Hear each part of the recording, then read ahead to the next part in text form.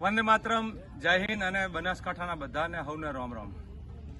પ્રિયંકાજી 3જી તારીખે જે અહીંયા આવવાના હતા લાખણી મુકામે, એ સભા હવે 4થી તારીખને શનિવારના રોજ નિર્ધારિત થઈ છે।